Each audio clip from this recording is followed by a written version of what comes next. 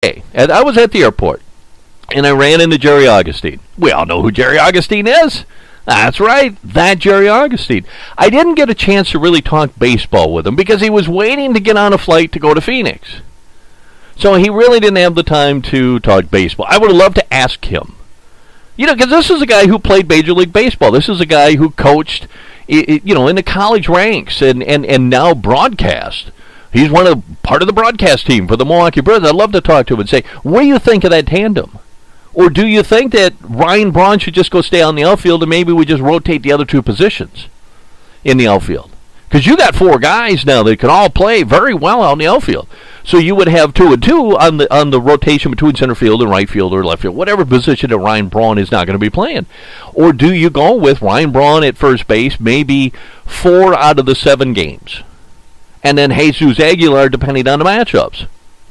Because you want Ryan Braun to be healthy for this year because he is still your big bat. He still is healthy, your big bat. Santana's, I think, becoming a big bat. I think Orlando Arcia is going to be a really good bat, but they're still not close to Ryan Braun. So that's how I would look at that, and that's what I would be doing. Of course, the Brewers also went on. They didn't get much in pitching, but they did pretty good in bringing in some outfielder. Lorenzo Cain, of course, was the big one, bringing him back to Milwaukee. We're all excited about seeing him play center field. I think he's going to have a fantastic season here at Miller Park. I think he wanted to come back. I think he loves Milwaukee. He knows the fans are great, and he just wants to be a part of it, man. He wants to be a part of it. I don't think he ever wanted to leave. But he had no choice. And, of course, the one that kind of surprised me, they kicked it around that the Marlins were basically selling everything. Derek Jeter kind of thought, we're going to start from scratch. And sometimes that's what you have to do. If you're going to clean house, you got to clean the house completely. So the Brewers went out and got Christian Yelich, basically for 4 prospects. I think this is also a great pickup because now, like I said, you've got 4 really with Brent Phillips. And now you've got all these young guys that you can play on the outfield. You can have, and Craig Counsell loves different lineups every day. Last year he had 123 different lineups for 162 games. So he can move some guys around. We'll see how he wheels and deals on that lineup every day. But, the outfield set looks good. The infield is, second base is still kind of up in the air. Who's going to be at second base? Jonathan Villar? He's my favorite. He's my favorite because he can steal bases. Any guy who can steal bases, which is actually harder than you think, is in there. But he's got to get his back going. He's got to get his consistency going. Your infield is set. You got Travis Shaw over at third base. Big year last year. Big year last year. Boy, the Red Sox really, really made a boner on that one. They really did. That's a big boner, ladies and gentlemen. Why did they trade Travis Shaw? Well, they didn't need him. They looked at it and said, we don't need this guy. So they traded him. Milwaukee needed him, and he really came forward last year. Unbelievable season for Travis Shaw. I think he's going to have another good year for the Milwaukee Brewers. I think he's going to be one of the big players for the Milwaukee Brewers. And that's huge. That's huge. Now, we can all get excited and say, hey, the Brewers are going to win this thing. They're not going to win the division, ladies and gentlemen. I'm here to tell you the Cubs are really good. The Cardinals are really good. I think the Brewers could do a solid third place, and I'll take that. I'll take a solid third place. If you play consistent baseball and you play solid baseball and you end up in third place behind a really good Cubs team and a really good Cardinals team, you know what? The rebuilding has ended because now you know where you're going. You've got your team. You've got your core team. And now you can just build a little bit on that. And a year or two from now, guess what? It's the Brewers, the Cubs, and the Cardinals. The Brewers on top. That's how it's being done here in the greatest city in the world, Milwaukee, Wisconsin. We're going to take a short break. When we come back, we're going to do what we said we're going to do. We're going to talk a little bit about the first from last year and some of the weird stuff from last year. We'll do that right after this short break. You're listening to the big show. We call it Brewtownsports. I don't know you. I don't know your story, your background, what you do for a living, and yet I do know you. I know how your eyes lit up the first time you walked into County Stadium. I know how as a kid you dreamed of being Robin Yount and wanted nothing more than to one day wear that Brewers script across your chest. I know that every summer you stay up late listening to Mr. Baseball on the radio. Squawk! Him out swinging! I know that you'll never forget October 10th, 1982. Coming on! Gander strike! The Brewers lead 2-3! September 28th, 2008. There's a drive to the left field! Or October 7th, 2011. We're going to smash up the middle! Reach into center! Here comes Braun! The Brewers win! I know you because I am you. You and me, we're cut from the same cloth. This isn't something we chose. It's not a bandwagon we jumped on when it was convenient. It's something we were born into. A piece of our identity passed down from generations before. Just like you, I was born a brewer. This is my first love, my passion, my responsibility. It's a torch I'll carry with me always. Through the ups and the downs, the good times and the bad, no matter what, this will always be my team. Brewers baseball is part of who I am. It's part of who we are.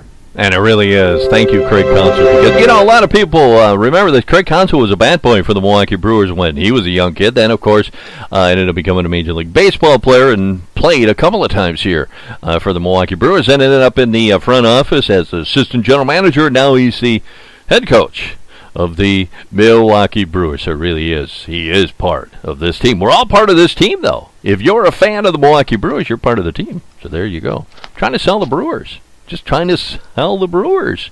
Because if I can get 10 people to go to a Milwaukee Brewer game because they listen to the big show, guess what? I'm helping. I'm helping. Hey, last year was a year that some weird stuff happened. And we're going to kind of, I got a big list, and I'm going to read these. I'm not going to do them all tonight or on this program, but we'll do them here as we go along because right now we're in spring training. There's nothing to talk about. There really isn't. I mean, you can talk about, okay, this guy's going to be back, and this guy, we're looking forward to this and everything else, and today the pitchers worked on their fielding, and tomorrow they're going to work on their bunting and stuff like that.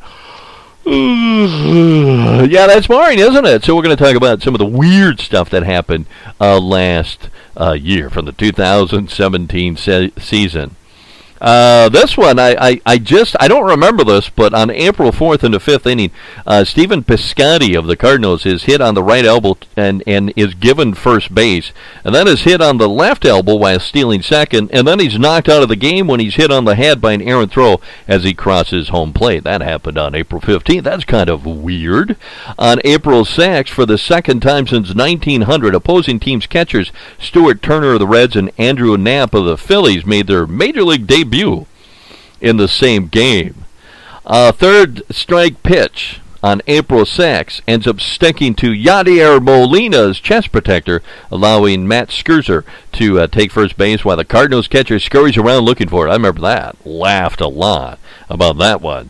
Also, in a question and answer with ESPN.com, Chipper Jones reveals that Randy Johnson, Curt Schilling, and Billy Wagner and Johan Santana tip their pitches. Never knew that. And you know, and I envision Randy Johnson that even if you knew what he was going to throw, you probably still had a hard time hitting him. I'm just saying.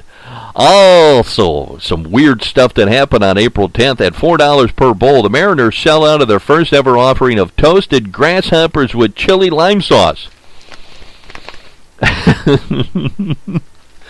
I just can't imagine that being served at Miller Park. I just can't. I don't think people would go for that.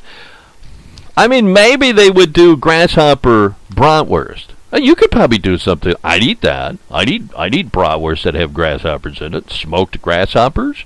I would do that with a nice ice-cold beer. On April 13th, the Mets are the third team ever to win back-to-back games in which they allowed a grand slam. On this date, last year, on April 27th, the Pirates send down the first Lithuanian major leaguer, not even going to try to pronounce his name, to make room for the first African player. Not even going to try to pronounce his name. On April 28th, Toronto designates catcher Jared Saralamacha for assignment after he starts his season 1 for 25, including 10 consecutive strikeouts while going 0 for 9 in throwing out runners. So that was kind of weird.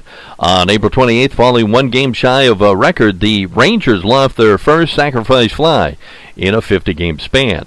On April 29th, after 138 seasons of baseball, without a rookie hitting 10 home runs in April, Aaron Judge is the third after Jose Abreu in 2014 and Trevor Story in 2016 in 4 years. On April 30th, with their 23-5 shellacking of the Mets, the Nats have scored more runs in their last 6 games than the Royals managed in all 23 of their first games to start the season. On a footnote, Washington's Hagerstown Farm Club wins 22-4 on that same day. So that was weird. Like last year had a lot of weird stuff going on. Let's go forward to May 5th of 2017. Orioles lefty Wade Miley, who's now a Milwaukee Brewer, is smoked by scorching line drives on his 10th and 12th pitches. First on the wrist, and then in the thigh, knocking him off his feet both times. And they had to remove him from the game. On this date, May 6th of 2017, Boston scored 8 runs in the second inning after beginning the frame with 2 outs, nobody on base, and an 0-2 count on the batter. On May 7th, the Elias Sports Bureau reports that the Orioles are the 9th straight team to win the 2000th game played at their home ballpark. On May 12th, in their 34th game, the Orioles' initial triple this season is J.J. Hardy's first in 5 years. Also, some weird stuff that happened in 2017. On May 7th, the Yankees set a franchise record for strikeouts, both pitching 26 and hitting 22 in the same game, by 7 and 5 respectively, in an 18-inning defeat of the Chicago Cubs. On May 12th, Texas uses a 3-run homer to break a 2-2 ninth-inning tie for the second night in a row. On May 17th, the once-vaulted Mets rotation fails to get an out in the 7th inning for the 17th consecutive contest. On this date, on May 21st, at precisely the 1/4 mark of the season, the Yankees tie a full-season MLB record by recording a season 9th-inning victory in a contest in which they struck out at least 17 times. So there you go. That's just some of the weird stuff. Some of the weird stuff that happened last year. That's what we do during the off season. We look for weird and wacky stuff that happened in Major League Baseball. Why not? You got to have something to do. Also, for all you people out there that just love the racing sausages, we're sorry to announce that Clemens is no longer the official sponsors of the famous racing sausages at Miller Park. It's now Johnsonville. That was big news, by the way. You people don't understand in Milwaukee, the sausages are just as big as the Milwaukee Brewers. So when that broke, it broke. I mean, TV stations had their helicopters up in the air. They were over at Hot Dog's house. They were over at Bratwurst's house. And the big story was Johnsonville doesn't really make hot dogs. So there was talk that Hot Dog was going to be traded. He was going to be traded. The Brewers said, we don't need him anymore. Let's trade him. Let's see what we can get for him. Maybe we can get some relish or ketchup or something like that. But Johnsonville stepped in and said, no, that's okay. We'd like to keep hot dogs. So it was a huge, huge story. Only in Milwaukee, ladies and gentlemen. And this is all true. People think I'm kidding when I tell them this stuff. They go, no, that doesn't really go. Come on. It doesn't really go on. You don't really have 2.5 or more people coming through million people coming through the gate over the last 10 years. That's not really happening in Milwaukee. You don't really have a team that is building itself into a really good team. You don't really have the coolest baseball sausages, the mascots. You don't have that stuff. And I have to tell them, yes, we do. Yes, we do. We have it right here in the greatest city in the world, Milwaukee, Wisconsin. So there you go. That's pretty much it. I mean, this is our first show for 2018. I hope you enjoyed it, because as always, I sure enjoyed giving it to you. You can find us on the internet. We're on Twitter and Facebook. On Twitter, we're at Brewtownsports. On Facebook, we're at Mr. Brewtown. You can listen to the show at BaseballTalkRadio.com, Spreaker, Podomatic, Player FM, Stitcher, TuneIn, and iTunes.com. You can email the show at MrBrewtown78@gmail.com, and I'll read this live right here on the big show. Have a good day, everybody. We'll talk to you soon, and as always, go Brewers, go!